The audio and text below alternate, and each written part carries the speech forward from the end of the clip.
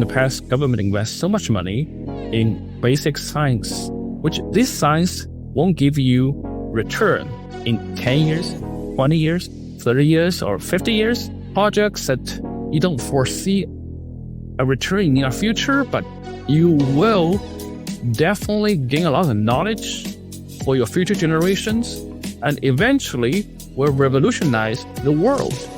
Hello, and welcome to Power Beyond Pride, a queer change-making podcast bringing you voices and ideas from across our fierce and fabulous spectrum to transform our world. My name is Mattie Simone, and I am the one and only fabulous hostess with the mostest. I'm Matthew Lukas, and I am a lifelong activist, harm reductionist. I'm the owner of A Great Idea, and really proud to be here today with so many great activists on this podcast. We are your co-hosts on today's Queercast journey. In this episode, we're talking with Shuntai Zhao, and a scientist working in finding a cure for HIV transmission, treatment, and prevention using viral genetic information with global implications. Shuntai's role as assistant research professor focuses on study of HIV transmission, treatment, and prevention using viral genetic information with a keen interest in exploring viral diseases and beyond. Welcome, Shuntai. How are you doing this evening? Good. How are you? Thanks for inviting me. We are so honored to have you in this episode of Power Beyond Pride. Thank you for taking time to join us. It is such an exciting thing to again, be connected with you. I've been really excited about all the work that you're doing, but I have to know, and I want you to share with everybody, kind of what do you have to report from the Zhou lab? Well, so, if you ask any people who is doing research as a scientist, that most money is from federal, everybody will say that nobody would just do this. Cover their face. Because right now, it's such a difficult time as too much uncertainties. If I was asking me what's going to happen to my lab, that I may likely fire one of my technicians. Because A, funding, B, performance. So, well, this is what is happening in scientific world in United States and worldwide right now, in that science is supported, many support is from public, which is from the government. Government has in the past, government invests so much money in basic science, which this science won't give you return in 10 years, 20 years, 30 years, or 50 years. Like, for example, our internet was invested by the government through a public project. At the time, nobody knew internet would be so dominating the people's life now. But that was one of the best investment from United States government, also from the people of American people. So we invented the internet. But at the time, nobody knew that how much return you can have. Like, can you get the money back in 2 years? No, it's not like doing a business. Science is that you have to keep investing for projects that you don't foresee a return in your future, but you will definitely gain a lot of knowledge for your future generations and eventually will revolutionize the world. That is the meaning of investment in science by the government, also aka by the public. But right now, there's a lot of uncertainties. One way that I think it is true that I can see, just from my lab perspective view and what I see, you definitely can be more efficient, save some money. There are some waste. There is definitely some waste and definitely some productivity issues. But cutting funding, especially cutting funding related to HIV and infectious disease, is going to have an impact on many people's life. And in very, very so you don't see a lot of quick return, but you can easily destroy people's life. You have bad consequences if you don't invest it. You don't keep investing it. Like in North Carolina, that we have billions of dollars from federal and other agency that's research money, and these also together, it's not just a business for the academia, but also all the tech companies and many other companies. It's our GDP, it's our business, as many people's life, their business. Like, just think about, like, there's companies doing the importing plastic from China, which we think, okay, it has nothing to do with science. Turn out all these type plastic products will be turning into biomedical research materials, supplies, and biomedical in the medical field, could be used in the medical field. So if there's a cut in the federal funding for this research, and these people may lose some money. This is just you'll see a tsunami of effect of if there is a huge cut, if the federal decide not to invest as much as money, and as we live in North Carolina, and the North Carolina actually benefit a lot from this public investment. It makes sense around what that investment really translates to. And I think when you mention around fraud and waste, because right, that's the big critique. But when we really think about it, it's not a lot of fraud and waste. And especially when you talk about the internet, you talk about all these inventions. Like in doing research, if we cut research, then we cut any opportunities for any innovation to happen. And that goes across healthcare, that goes across technology. Like you said, it's really powerful. I have a hard time wrapping my head around the math. I feel like there's this moment where you're like, where did these things come from? Like at some point, the EV battery showed up somewhere and you're like, where's this thing? But like you dig deep enough and so much of it is research. And I feel like that is a thing that maybe people just have some distance from. And how can we bring people back to understand these investments have an impact on your day-to-day life? I think this is a definite disconnection, but that's why A, popular science is so important, and B, and therefore we need to have town halls. Scientists and the lay public have these town halls and annual town halls to talk about a project. And see, just like for a specific disease group, like for HIV, or for any other disease group, you need to engage your community groups. Every year, especially, you want to talk to your communities. You want to tell them what you're doing, what you're trying to accomplish, and how this potentially will impact their life, what knowledge will you gain. So these are particularly important. So you wanted to get people involved, even though they're not directly involved in your scientific research or decision which can be researched, but they want to be informed. I think people can get angry that, like, I don't know where my tax money goes. I don't know why these people doing this research. And you can't explain everything that as a scientist, I'm very humble that I feel like I know nothing and I still know nothing. What I can do is just try to be humble and learn and listen to everyone's opinion. But at the end of the day, I would like to sit down with community members, lay public, and people in the scientific field, and talking about my progress and why this federal funding are supposed to be used to, like, for this special project, what impact it can bring, and why scientists need to do that. I think as a scientist, you need to spend some time talking to public. This is our role. This is that. I think if we want to say that communication is to the public, is it definitely something when you can improve communication with public?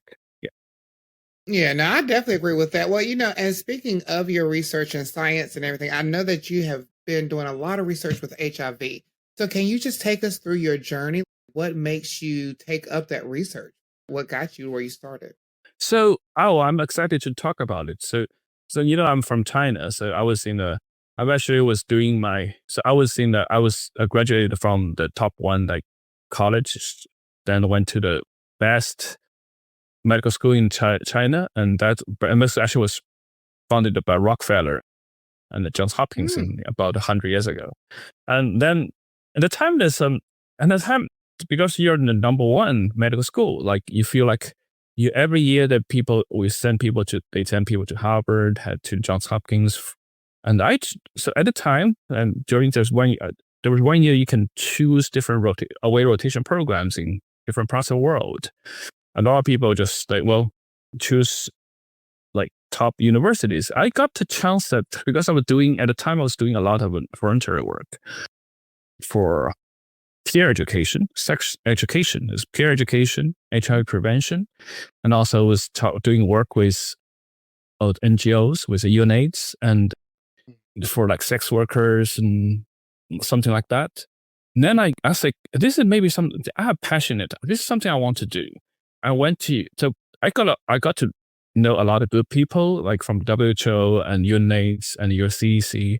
So they invite me to a training in WHO training, local training for like 2 weeks. It's for training at the time, as I think it's back in 2000s. It's a management of HIV, like treatment and management and kind of specific training workshop. I did the workshop, and then WHO think that, okay, I'm going to send you to, if you're interested, I'm going to send you to Burma, or Myanmar, to help the village doctors. At the time, they have 1%, roughly HIV is the 1% of the population, but no treatment, no doctors. They send me to train the village doctors, and then do all this HIV like basic management training, treatment management. So it's I was a medical student. I feel honored that I got chosen by that to do the work. So I spent 3 weeks there. It's a definite journey to me. Very interesting, very interesting. Then after that, my peers, some of them go to Hong Kong, some of them come to United States and Harvard and Johns Hopkins for the aware rotations. I did my aware rotation in Myanmar, just with WHO. That's my first time I left China, and I feel like this is something I want to do. I really want to do HIV work and public health, and because what I used to see that I just couldn't believe that at the time that in Myanmar, 1% of the population had HIV, a lot of drug users. The whole country, only a few doctors know how to treat them. And there's no drug supplies, and just very sad. And I feel like, okay, I can do a lot. This is a field that I can definitely contribute. Then after that, I start doing, then I'm back to the hospitals and very busy. But after I graduated, I got offered one of the best hospital in the residency program in China, but also very malignant. But I also got approached by the China CDC. There is a new division of AIDS there, and they were recruiting medical doctors to manage the treatment program for everyone, all the HIV people in China, which at the time was about 60,000, and later it covered 100,000. Basically, they have a group of doctors managing the treatment. They have individual doctors treat them, but you need like the leadership. It's a centralized leadership at the time to manage the treatment. So because at the time all the drugs are provided by the government, so you need a government to do the bulk purchase and distribute the drug, and you need a doctor and a training for doctors. A lot of doctors don't know how to treat HIV in China at the time, and then C is it monitoring the efficacy of treatment efficacy and manage the database. There are a lot of things to do, and they desperately need people to help them. I'm actually loving all this information, but we do need to take a quick break. So if you don't mind, we ask that everybody please come back so we can finish this conversation, because it's just getting juicy and it's just getting good, and we'll be right back.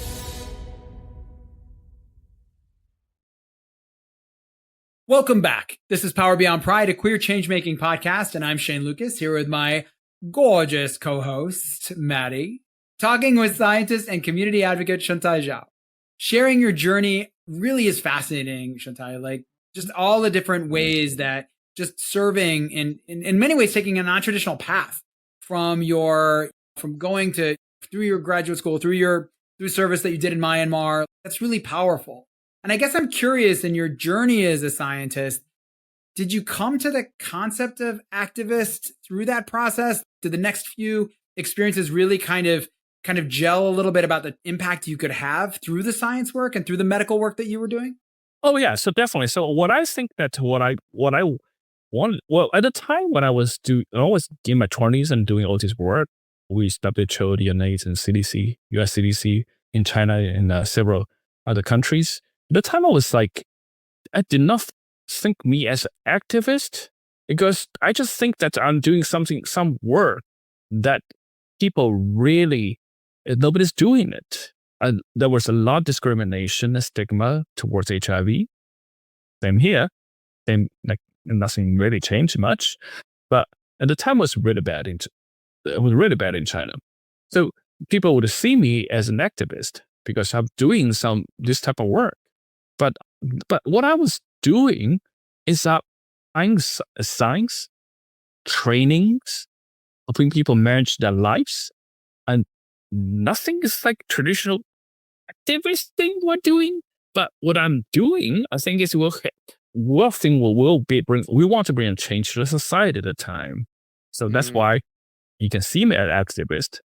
I feel you on that one, because let me tell you, a lot of times people will name me as an activist, and I'll sit there and I'm like, well, I don't know how I could be an activist, because in my mind, I'm just speaking up. In my mind, I see something, I'm calling it out. In my mind, I'm working and I do what I do because I love it. So I get you on that one, where people kind of just see you as an activist and you become an activist. But I think sometimes there's intentional activists and unintentional activists.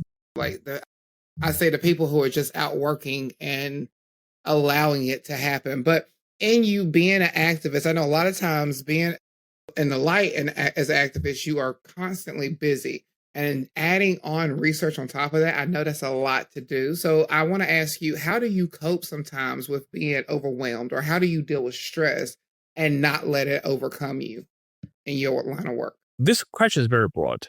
At different stages of my life, I did different things. But right now, that it's pretty hard to cope with all the stress that I had. But I'm trying to think positively, think things in the long term. And I always believe in humanity, and I think we can overcome all the difficulties. All the stress is temporary, but I love working. I'm a bit workaholic, so stress from work doesn't bother me.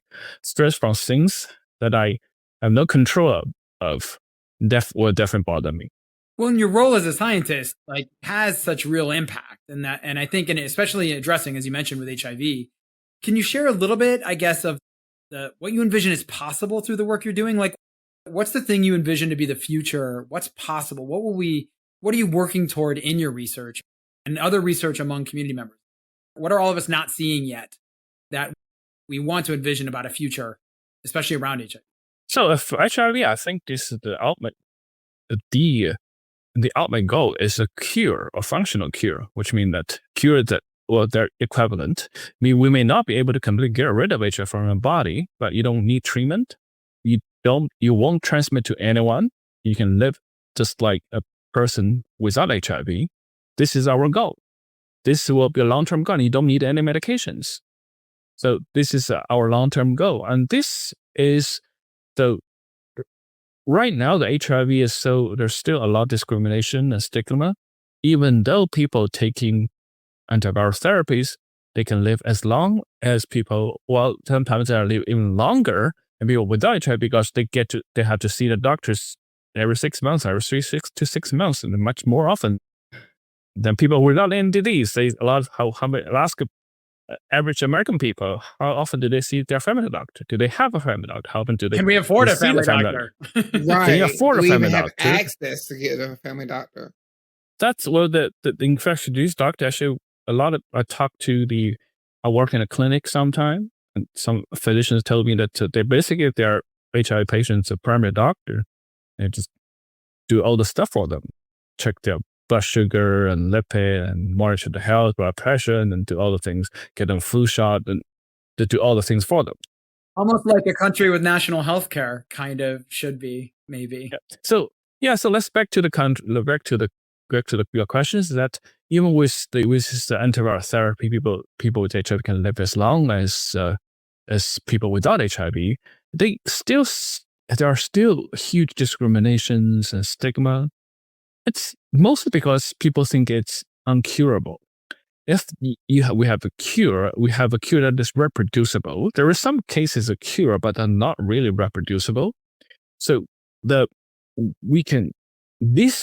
will greatly help with people with HIV and people just about the stigma, and prevent future infection. eventually we want to contain it. Eventually we want to successfully eliminate this disease from the world. There's a long way to go. We may not be able to achieve this goal, but this is ultimate goal. Well, actually, I have a two-part question for you because you talk about the stigma. So, one, how do you think we can start erasing that stigma about HIV? Because I do agree with you. I think people see when they hear HIV, they automatically think a death sentence, or they think a negative connotation, or not even that, but how they view the person that has it. Oh, you must be a drug user, or you must be this, or you must be out here just having sex. That's so not the case nowadays. But how do you think we can get past that stigma? Well, as a scientist, I don't really. So I'm not a social behavior scientist. I'm a clinical and basic scientist. The only thing that I can say that one thing I can say that if we have a cure, that is they will benefit the people with HIV a lot and help with the stigma a lot. B, that it's another thing that one thing that people know that there is HIV, but lay public still probably don't know that HIV now can be 100% preventable. People on antiviral therapy, and they won't transmit to other people. This message may not be delivered to the lay public too well. This is something that messaging and is, like I said, is back to my previous discussion about what scientists can do is we need to talk to the lay public. This is one thing that as a HIV scientist or a medical scientist, you need to talk to the public constantly, just telling them that deliver all these informations.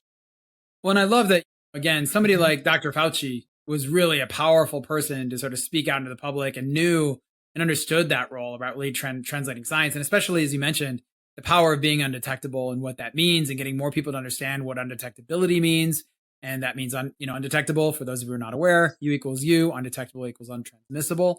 And then getting more community members in alignment with that, where they understand it. Now, in addition to your scholarly work, you also have a role. Like, you also spend and volunteer some of your time, for example, with the North Carolina AIDS Action Network, right, or NCAN. Would you say your role in science is you mentioned earlier, is a little bit of a form of activism. Do you think that informs your volunteer work and kind of encourages you to take a role in community so that you can share more of this information, so that you're doing some of that work to, again, communicate innovations or ways that we need to elevate science? Yes, of course. Of course, the reason why I joined NCAN is one of a major reason that I like to see how NCAN can have a latest message, and an organization like NCAN can be a perfect body to deliver this message. They talk to the communities. Like right now, the current breakthrough is this long-acting prevention, injectable prevention. This is what I think that the community organizations like NCAN should definitely focus on. That's why I wanted to. For me, is that I know the direction. Well, I'm very humble, but I can think that I maybe know better than many people about the breakthroughs in this field and what's going to happen in the next 5 years. I can give advices to NCAN and what their direction is. And like right now, I think advocating for long-acting prevention is very important, and injectable long-acting prevention important, and also potential, like you can start to talk to people about opinions towards HIV cure and how much you're willing to cost, what you expect the cost would be if there's a functional cure, something like that. This is also I have a huge big HIV cure project is hanging there. Had it not been the administrative transition, it would have already been funded. That I have a lot of hope in it, and I think we may have a reproducible functional cure from what we learn from what we do from this project. In 5 years, we may know how to do it. And in the meantime, the community need to know that we want to ask our committee members to get them informed, and this messaging delivering. This is what NCAN can do. So this is why I was motivated to join NCAN. That's great. No, I think that's awesome. And I think, again, your service is really powerful as a way to make sure that, again, we are keeping science in these conversations as community organizers. Like, we want to make sure that we're also getting the most recent research. We're also getting encouraged, by the academic communities to be out in communities, to connect with people with lived experience, to bring them into conversation about these innovations. Because I know with things like PrEP, even with things, again, when we talk about HIV treatments and long-acting treatments like injectables and things like that, it's so important that community members are able to access it. And sometimes they're just not aware that these are available, or they just don't have access to organizations that are aware of what opportunities are there for either prevention or treatment. And I think your work, again, is just really great to see. I love seeing scientists in all kinds of parts of life. I want to see more scientists in government. I want to see more Dr. Fauci show up. And I love that you're sharing this experience. So everybody stay with us. We're going to come back in a minute plus to talk in a rapid fire round of questions to get to know Shuntai even better and hear a little bit more about his journey here in America. Welcome back to Power Beyond Pride, where we are talking with the activist, scientist, brainiac, and powerhouse of a person, Shuntai Zhao. So Shuntai, you mentioned growing up in China. What was it like being in China, coming out there, versus your reflections on being out and open here in the United States? Is there a difference? I have to say both are kind of difficult. Well, in China is that at the time when I came out, because I was in a graduate school, nobody really cares. But in a society, there were a lot of discriminations. But things are getting better now. One key difference between US and China that is in here is like a lot of people, they have trouble coming out is from the religious background, but not the same in China. In China, the sort of, it's not religious, but is it culture-wise is that you must getting the heterosexual marriage, you must have children. It's what the society expects you to be. But now even the straight people don't get married. They don't have children now, so nobody really cares about that being queer, being gay anymore. So I can see that because there's no resistance from this religious resistance, it's getting quite open now. So that I was so impressed that about a year and a half ago, I went back to China to see my parents. I went back to Beijing and see my family and friends there. They took me to the largest gay bar in Beijing, and maybe the only big gay bars in Beijing called Destination. The line is there was half a mile long line outside the bar. How big is that night? That was Halloween night, so everybody's in costumes. There are probably 2,000 people in the gay bar that night. So it was people didn't even care. See the queers in drags forming a half-mile long queue. First of all, I don't know those gays because I would never wait in that long of a line. That is a long line. Although the party might have been in line, so that's possible. The party might have been all in that line. That is definitely, but that's amazing. That's such a really interesting, I think, picture for a lot of people who might not picture that as what being queer in China feels like, looks like. How do you compare that, I guess, with your the experience since you've been in the States? Do you feel like you've been able to make other connections, or you feel like you've been connected to the gay community or queer community here? Well, I'm definitely in a bubble here. It's academic bubble. So I don't really know a lot of people from other backgrounds, to be honest. So I live in an isolated bubble. I feel like this is the situation for a lot of Americans, right? You live in their individual bubbles. You don't get to know people from other communities. I did a person about 10 years ago in a rural North Carolina, and with complete different background, and had very interesting conversation. And at the time I realized how different gay people can be different from other gay people. So, I mean, there's a wide It's a wide smorgasbord. Yeah, and I was gonna say, I definitely think that we've lost a lot of the sense of community too. So I can understand because there are a lot of people in their bubbles. I think COVID had a hand in helping with that. That especially in America, we have become very bubbleistic people. You don't see people coming out of their area to mix and mingle like we used to. So I can agree to that. Well, mixing and mingle is kind of our next thing, Mattie, because we Yes, are going to it have a rapid fire is. Q&A.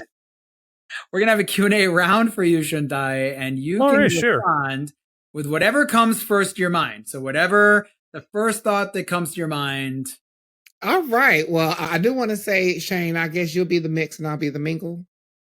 As we're going to do this together. You know what I'm saying? Yes, absolutely. But Shuntai, there we go. I love it. That's going to be we're going to come up with a music name and we're going to do mix and mingle. We're going to do like little show tunes. Mix and mingle. We're going to call ourselves mix and mingle. So Shuntai, first question. Who was the first celebrity crush you ever had? Crush? Brad Pitt. Oh, good choice. Okay, Brad Pitt. So like, wait a minute, hold on. Like, so, oh, well. I'm about to say, was that young Brad Pitt or is that more like Benjamin Button Brad Pitt? Or are we talking about nice, good looking Silver Daddy Brad Pitt? Oh. Very first, the Selma and Louis movie. That's a young Brad Pitt. Oh, yes. Okay. Interesting. See, I was going to say Fight Club Brad Pitt, but okay. Fight Club Brad Pitt. Well, because Selma Louise is spaced out Brad Pitt, I guess. It's such a beautiful boy at the time. Mattie, do you have a favorite Brad Pitt era? Benjamin Button. I liked the Benjamin Button Brad Pitt when he was the pilot. Yes. It's something about the Mile High Club for me. Take me up in the air and fly me around. I'm happy. I'm just saying. I'm not going to ask who in this interview has been in the Mile High Club because I don't know. I don't know that I don't know that I want to say that answer. What are the 5 C's of HIV testing via the World Health Organization? This is a tough one. I didn't know this one. 5 C's? The 5 C's. From the World Health Organization. For what? For testing, for HIV testing. C's? I don't know. It's too abstract. You can't look it up. Don't you dare. I'm not looking it up, but it's too abstract. I don't know how John said. It's a tough one. I wouldn't know this. So I would say 5 C's. Can I take a shot at it real quick? Sure. The 5 C's would be cum, collection, clitoris, communicative, and consensual. Would that be the 5 C's? I'm blushing here, and I don't even know. I appreciate that they did all start with C, so I appreciate that. Like, we're definitely. They could be. Just saying. So consent. You had consent. Consent is in there. Consent is in there. Confidential. Confidentiality. Shut up, you got it. So each of you got one. I feel like I should. Yeah, no. Now it's a contest. Let's see if you I guess. Confidentiality is supposed to be there. Although it looks like in the list, I feel like there's actually 6. No, comfort is not one of them. Neither is comfort. You would think it would be. Just saying. Nor clitoris. All of which are incredibly valuable words, and we love them. I just want to throw some love at both of those words. Counseling is one of those 5. Correct test results. Accurate test results. So correct test results is one of the 5 C's. And so is connection to prevention, care, and treatment. Now, I would have put care as one of the C's, but I guess it's not one of the C's. So consent, confidentiality, counseling, correct test results, and connection to prevention, care, and treatment are the 5 C's. We've all learned a thing. I feel like we should have one of those little after school special, like the letter of the day that happen right now. You've learned a thing now. Like that. Yep. So that's what we've got right now. All right. Mattie, you got the next. All right. Well, today's letter is C. All right. I'm loving it. So your next question is, what's a simple pleasure you appreciate every day? So what's something that gives you pleasure every day? I was going to start with a C. Okay, go ahead.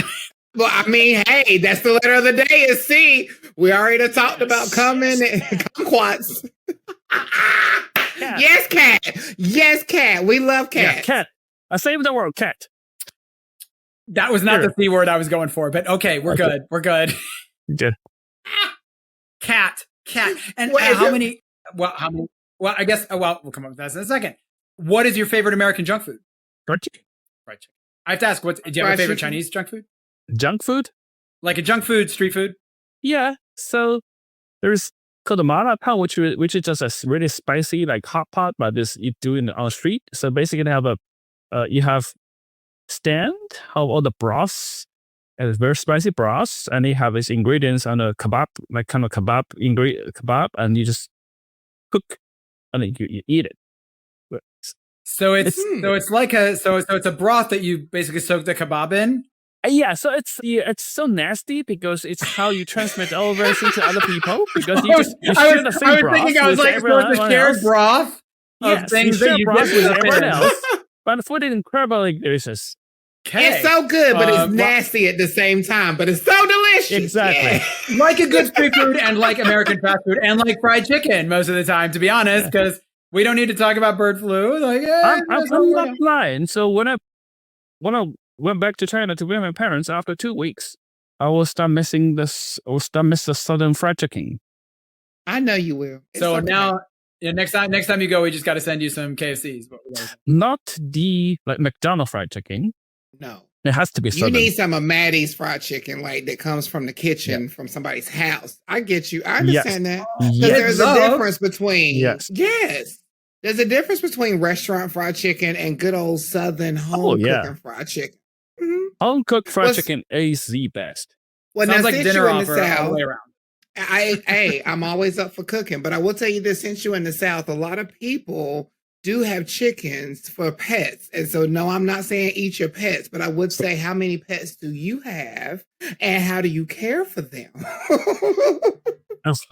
Well, I have 4 cats. Okay. 1 turtle. And who knows how many fish.